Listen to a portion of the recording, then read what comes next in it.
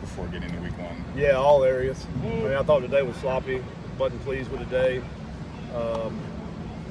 Guys making mistakes and some pre-snap penalties and some just sloppy play. I mean, just overall. So I'm not pleased with that.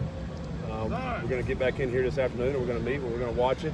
Guys are going to get a couple of days off, and then we got to get back at it Monday. But yeah, we got a lot of work to do.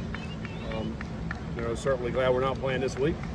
We got next week to get ready, and then of course game week's end of next week. So a lot of work we got to do. Is there separation in the run game that you would like or no? What do you mean?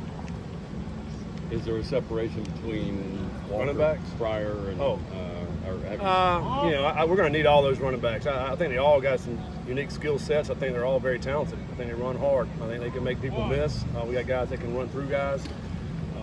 So it'll be by committee, I think. That's what we'll look at it. Now, if a guy's got a hot hand, he's seeing things, he's feeling it, then he'll certainly get more opportunities. And I think it's a good room. I think it's a solid room. We feel good about him in protection, but also in the running game. And so we'll see what happens as we get closer to game week. And then on the game, once we start playing, I mean, to me, it's like, all right, who's the best out there? That's who we'll play. You haven't been sloppy for the most part through camp. Does that make today more frustrating? No, I mean, I just think, you're not going to be perfect all the time. I think we've had an overall body work, good camp, really good camp. But I think today was not all there. Now, we're playing everybody.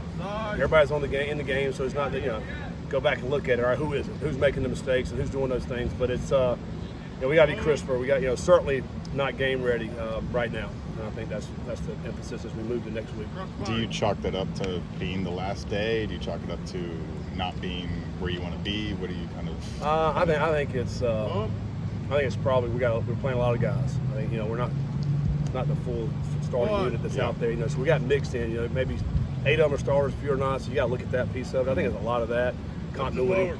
But also, hey, we got to keep getting better. I mean, that's the mindset. So really just want to set that tone for the guys, especially with 2 days off. Defensive line, a lot of names that we know. Drew Logan maybe is a guy that people don't know a lot about. How pleased have you been with he flashed early today? I just think the last 7 or 8 months for Drew, man, has been awesome for him. He's a walk-on football player, earned a scholarship this spring, and I think he's continuing to work, and he's going to be in a rotation. He's certainly going to play. He's going to give us some good minutes. The last couple practices he's been in the backfield. Had a sack again today. I mean, he's where he's supposed to be all the time, and he makes plays just because of his effort. And I really appreciate that. And he rubs off on his teammates. In a world of college sports today, he had a chance to be a scholarship guy somewhere. Yeah. What's it say about him that he came here, walked on, and yeah, there's still something to be said about how guys just want an opportunity. And I think for him, he wanted to come play here at Cincinnati. He wanted this opportunity.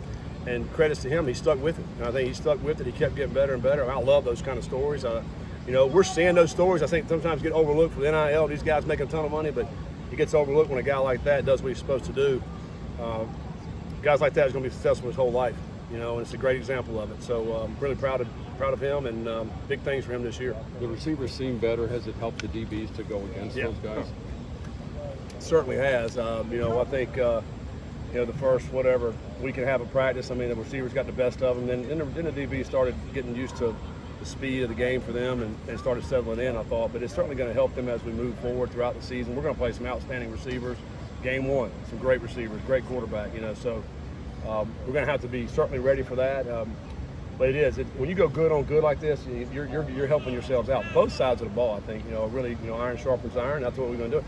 We'll continue that next week as well. Even though when we get to game week, we're going to do a lot of stuff good on good like that. So we got to keep doing that.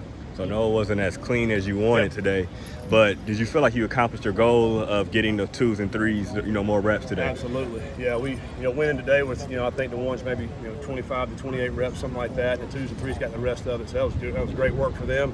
We're going to need those guys as we head, game 1, 2, 3, 4. We talked about, hey, you may not be a guy right now on the depth chart, but man, game 3 and 4, you're going to be playing. So keep getting better. And so the day was huge for them. We can coach through that. And they can't get down on themselves maybe because they're down on the depth chart, man. We always seen it every year where guys have to step up and be able to make plays game 4 or 5. Special teams been a highlight. Yeah, it's been good. I think Steven, starting with him kicking, he's had some great field goals and extra point opportunities. He's done really well. Fletch has punted the ball well. Obviously feel like we're in good shape. But, until we start playing games, you get under the lights. I think that's when we'll certainly be able to tell the difference. But I feel good about it right now. Is Isaiah Rogers maybe another name on that defensive line? It feels like we've seen 55 out there a little bit more. Yeah, he's got some quickness. He's caused some havoc for the O-line with the way he can move up front, penetrate, get in the backfield. The thing about it is a lot of guys at D-line, and there's a few guys that are starting to show, and certainly as we get closer to the game, I think there's going to be 8, 9, 10 guys that'll probably play and get in the rotation there. We want to keep those guys fresh. But Isaiah's one that certainly made some plays among some others. Jalen Hunt's another guy that's made plays all camp. Didn't go do much today. Of course, we know Corleone, but yeah, Marquez Parker, Jalen White. I mean, there's several of those guys been making plays.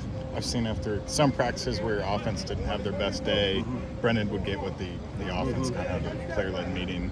You mentioned today wasn't good. Are you more convinced now that this can be a player-led team and that they're more motivated to take care of it and you guys don't have to? Yeah, absolutely. I mean, we got a great group of leaders here. I mean, these guys care about each other. They care about the team. As coaches, we kind of set the tone, but then they follow through with it, and they know it. They sense it. We meet with them, all the time, really, as the leadership group, and I'm proud of the way they've led this all season. There'll be things this year that's going to be sticky, going to be ugly, not going to go our way, but the kind of leadership we have, I know we'll bounce back from it, and but I'm proud of them. Yep, thanks, guys. Thanks, Coach.